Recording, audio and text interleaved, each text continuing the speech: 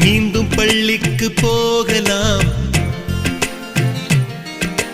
நம்மை நாம் அங்கே தேடலாம். ஸ்லேட்டு குச்சி கடன் வாங்கலாம், ஸ்லேட்டில் பேரெழுதி பார்க்கலாம். கொட்டு வச்ச வாத்தியாரை தொட்டு வணங்கலாம்.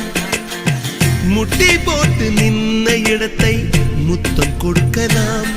பள்ளிக்கூடத்தில் சொன்ன பாடத்தில் இந்த உலகத்தை நாம் அறிந்தோம். அன்னை மடியென நம்மை தாங்கிய இந்த பள்ளியை ஏன் மறந்தோம்?